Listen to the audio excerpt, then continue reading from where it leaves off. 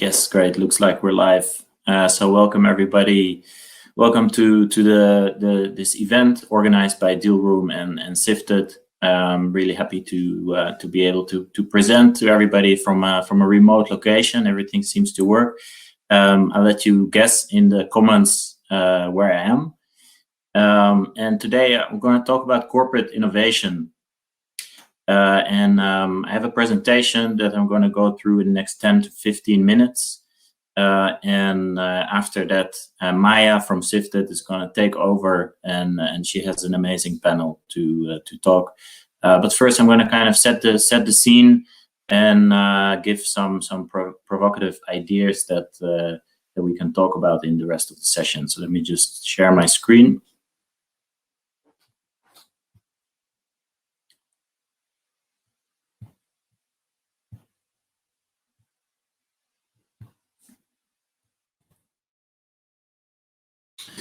So this presentation is titled Corporate Innovation in the Entrepreneurial Age. And it's clear that we are in an entrepreneurial age, and I think that has a huge implications for the way that corporates operate.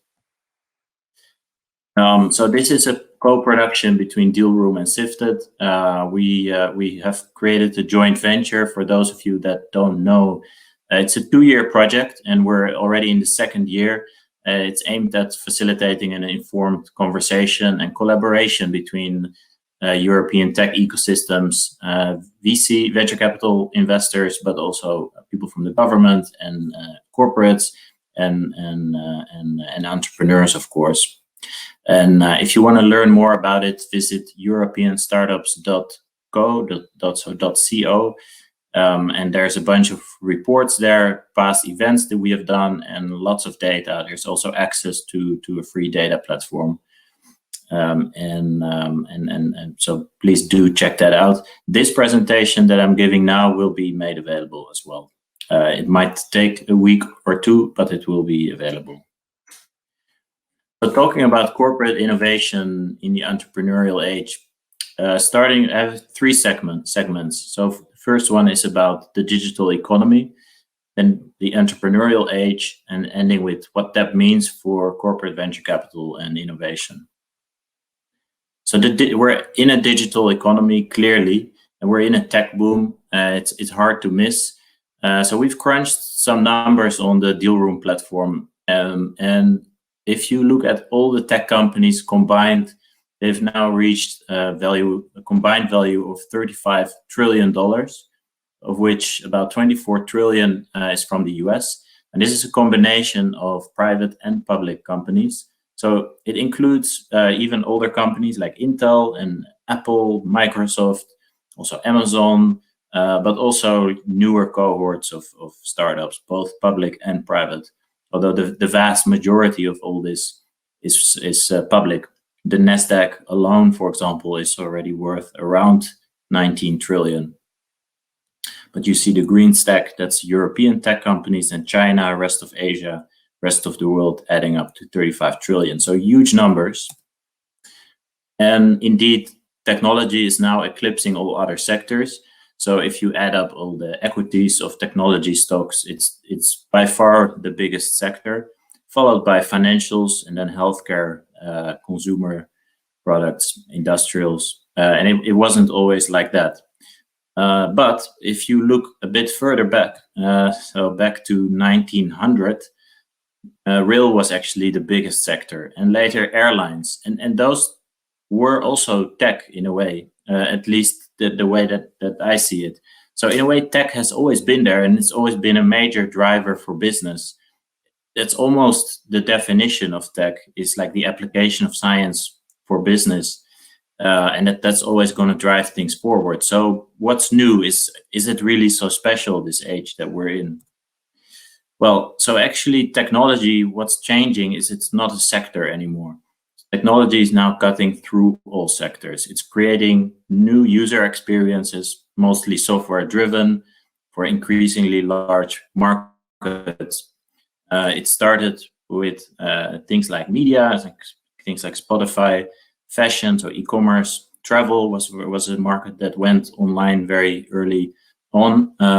But now there are are other segments that are going online, like mobility, food, even education, health tech. And these tech companies are not just providing technology to other companies, they are providing an end-to-end service to the consumer. And so they are competing directly with companies in the sector. So in short, tech isn't a sector anymore. So what's driving that, of course, is the fact that 80% of all adults globally are now online. And they're not only spending money online on food, housing, mobility, health, all those things that I just mentioned, but even earning income online increasingly. And that means that work itself and the way that people think about work and how they earn their income is also changing. Think about companies like Robinhood, Revolut, so that's about trade income from assets. Think also about Airbnb, people are renting out their properties. There's this whole creator economy thing that's now coming up. Think about YouTube and Substack and Depop. But also freelance is really growing, and a company like Upwork has been doing really well. And then there is also the gig economy that's clearly on the rise. So both income and spending is going digital, and that has huge implications for corporates and also to the type of talent that they can attract. And corporates themselves are also going more and more online. So the pandemic has actually accelerated corporates' transition to SaaS, cloud, and artificial intelligence. This is a report by Flexera, State of Tech Spend. They did a survey among about 500 corporates, 2/3 in the US and 1/3 in Europe. And I thought it's really interesting to see where corporates are spending their money.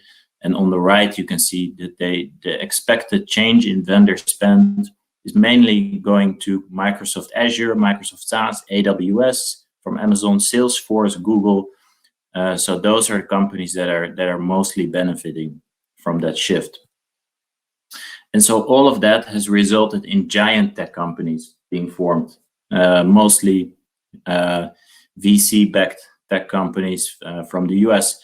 Apple, Microsoft are nearly $2 trillion value companies, followed by Amazon, Alphabet. And so what you see on the right is that Europe's share of global equity has shrunk considerably. And there was an article also in The Economist just a few days ago also making that point. Their headline was calling Europe's corporate also ran or something like that. So that's clearly not good for Europe. On top of it, and I've shown this slide before, but it's relevant here, so corporate R&D spending is now dominated by big tech. If you look at US R&D spending, 50% of it is coming from those companies like Amazon, Intel, Microsoft. In Europe, the European tech is 40 billion, and this is from companies like Siemens, Nokia, Ericsson, that are building, of course, very interesting tech, but it's not on the same level as the US companies. And so what the US data is now showing us is what a digital economy might look like. And here come 4 numbers. So 70% of AI experts in the US work for Google, Facebook, Microsoft, or Amazon. So there's a huge concentration of talent. Over 50% of R&D spending in the US is done by VC-backed tech companies. 24 trillion, so that's that number I showed earlier. That's the combined value of all US tech companies. And you can compare that, for example, with the S&P 500, which is 32 trillion. And that includes, of course, also those tech companies. But I think it shows that the Nasdaq has the 2/3 of the value of the entire S&P 500, even though they are not exactly overlapping. I think it's relevant to compare those two, and it just shows how big tech has become in the US as part of the economy. And then lastly, very interesting statistic, 27% of the net earnings of tech companies are coming from S&P 500 companies. And that was only 2% during the dot-com boom. And that's a number that I took from a report from the VC firm Hardcore, and they spent a lot of time crunching that data to get to that number, and I think that's really interesting and really telling. So it's not just that maybe you can argue whether the valuation of every tech company is justified, and maybe some may be wrong, some may be right, but they are actually generating earnings, and that's very different from the dot-com boom in 2000. So yeah, these are really powerful companies, and mostly from the US. And you can see on the left, big tech companies are dominating key domains. So search is obviously dominated by Google. Facebook dominates social. Online ads together is like a Facebook, Google thing now. Also Apple and Amazon getting involved, but they're still US companies. Web browsers, video streaming, mobile operating systems, cloud hosting, etc. Now, I know that this everybody knows already, right? But what's not always mentioned there is that those companies are actually also enablers for entrepreneurs. So for entrepreneurs, Facebook, Google create massive distribution power.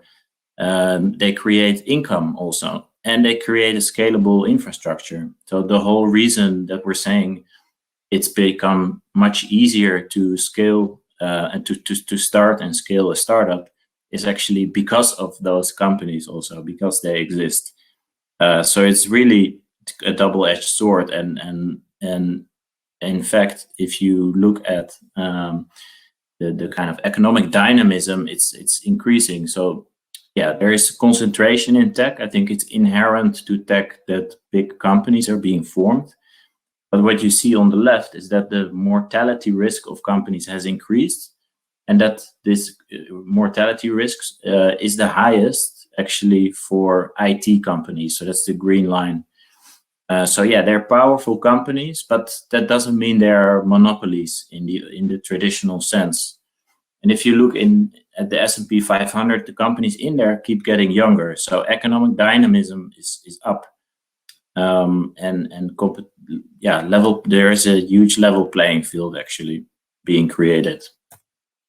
And that brings us to the second topic of today. That's the entrepreneurial age.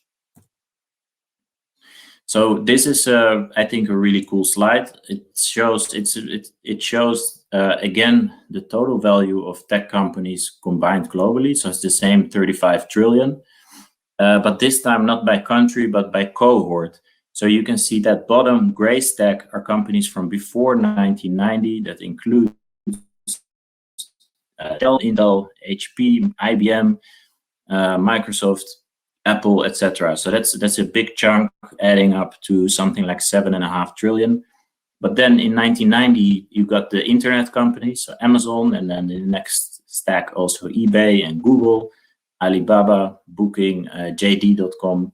Then in the next stack, so after 2000, you get companies like Facebook, Skype, LinkedIn, also Ocado, Just Eat, Tesla, etc. So what this shows is that, for example, the cohort 2010 to 2014 is actually one of the biggest ever. And then the top stack since 2015 is not as big yet because it's younger, but it's also already getting very big. So younger cohorts of startups are creating just as much value as the older ones, if not more. So this is again proof that economic dynamism is up. And so actually, Babak Nivi from he's a co-founder of AngelList. He wrote in 2013 about the entrepreneurial age.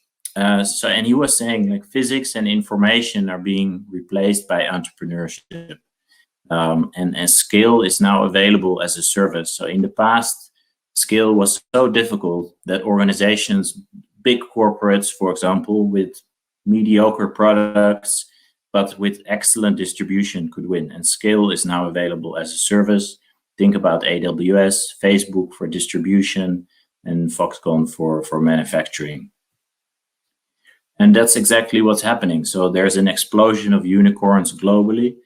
And the tipping point seems to be, around 2014. And what has driven that tipping point? 80% of the population is online. There's global distribution through platforms like Facebook and Google. Venture capital is available now from anywhere. And there are increasingly large pools of experienced talent. And I think I saw in a post from Paul Graham saying, like, if you now tell your parents that you're going to go work for a startup, they don't look at you so strange anymore. And that's a massive change, of course. And indeed, I wanted to give you some venture capital investment numbers. So global VC is crushing previous records. Like this year is almost, for example, H1 investment is 215 billion. We ran these numbers like last week. I think it's probably already more now. So it's not even the full first half year, but it's already up almost 2 times, so 1.9 times. I'm sure that it will be up more than 2 times by the time that the full first half of this year is done. In Europe, this growth is even more pronounced. So the year-over-year growth is 2.4 times, from 16 billion to 38 billion. And what you can maybe see is that this is mainly driven by rounds from Series B stage and up. So why are startups so successful at innovation? And I just think it's good to do a quick recap of why that is. So the main reason is skin in the game, massive skin in the game by the team. They're properly incentivized. They have a huge chunk of the equity. They are, secondly, completely focused on growth. So there's no politics, no side agenda, just focus on growth through rapid iteration. And thirdly, they exploit existing tech to create a new user experience.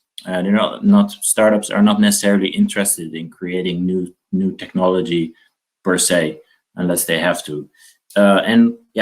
Data that we have done in the data analysis we have done in the past show that around 30% of startups graduate to Series A. So there is a high failure chance, but in aggregate, of course, that doesn't matter. So what does that mean for corporates and corporate venture capital and innovation? Well, we've seen that everything is about software. And so corporates actually have been upgrading their technology. And the biggest wave of upgrading is happening right now. And that's a huge opportunity also for startups selling to corporates. This is showing spending on cloud and SaaS in a report from Bain, who has very good research on this. And you can see that actually they split the adoption stage by different buyer personas. And now the biggest wave of price conscious and slow and steady are now adopting cloud and SaaS. And because of the COVID-19 pandemic, corporates are accelerating this digital transformation even further. So that's an even bigger opportunity for startups and corporates to partner. And this World Economic Forum survey shows that corporates plan to accelerate the digitization of work processes, provide more opportunities to work remotely, accelerate automation of tasks. So more jobs are likely to be automated. And they also plan to spend more time on upskilling and reskilling. All this is happening the fastest at the moment in the US and the UK. So they're still spending the most on IT. And I think it's important in Europe that that European corporates start to invest more in their IT. Question is, how can we get corporates to innovate more and invest more in tech? Spending on IT also varies, of course, hugely between sectors.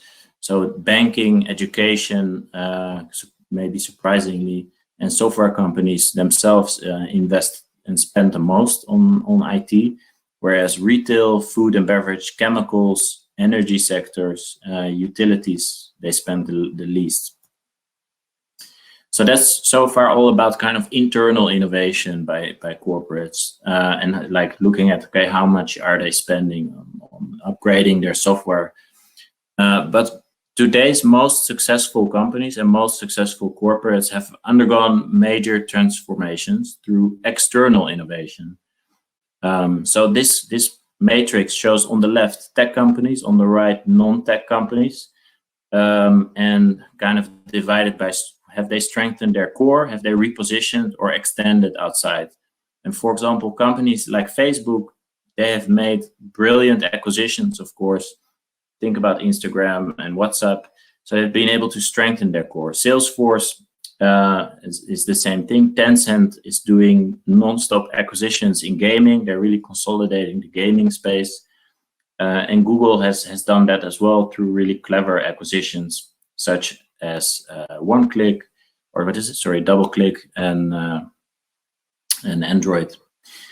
If you look at Microsoft and Adobe, they've really repositioned their core. So they've been able to change from desktop software to cloud software, and they've been really successful in doing that, and have been also doing lots of acquisitions and partnerships with startups to enable that. And if you look at Apple and Amazon especially, they've been super successful in innovating. Think about AWS. And in the case of Apple, of course, the iPhone was developed internally. In the non-tech side, there are also some European companies that are worthy of mention. So Axel Springer, Adevinta, it used to be known as Sifted, and Wolters Kluwer have also completely repositioned their core from kind of analog to digital, and have been successful at that. So basically, the bottom line is companies need to do more than just modernize their IT to survive. And so there are lots of corporate VCs that are indeed active in every industry, and we've analyzed some of the data. Corporate VC, we really define as a corporate that invests in a VC round, but not a financial institution. A company like SoftBank for us is not counted as a corporate, but as a financial investor. And the same for Rocket Internet, for example. So we really look at true corporate venture capital, whether it's done through a fund or from the balance sheet. We look at both. And looking at this data, so VC investment by corporates is also on track to reach an all-time high in 2021. And there is significant growth, 37% up. But that's, if you remember, not nearly as much as the rest of the market. And so the corporate share of total VC investment, the share of corporate as a percentage of the total VC investment in the world is the lowest as it has been in nearly a decade. So corporates cannot really keep up with that level of investment that's going on. And I don't know if that's necessarily a problem, but I think it's still interesting. And this decline is happening mostly at the late stages. So let's say between 2016 and 2018, corporates were doing 37% of all mega rounds. And now this has dropped to 26%.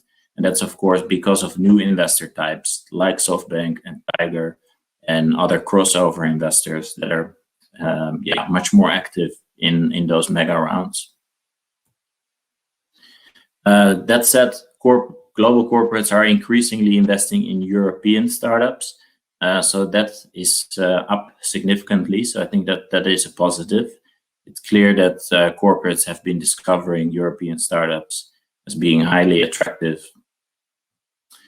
So in summary, and I'm slightly over my time, I realize, the summary of this is that, nearly everything is now about software, except apparently handbags and champagne.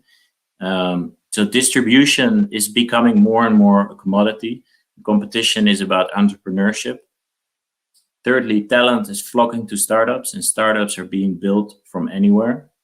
And so more than ever, corporates would really benefit from strong ties with entrepreneurial ecosystems. And I think wonderful example to end with is the partnership between BioNTech and Pfizer that shows that a startup and a corporate working together can sometimes really lead to very interesting things. So thank you very much. That was my presentation. And I will hand over now to Maya, who is going to take over and introduce the rest of the panelists.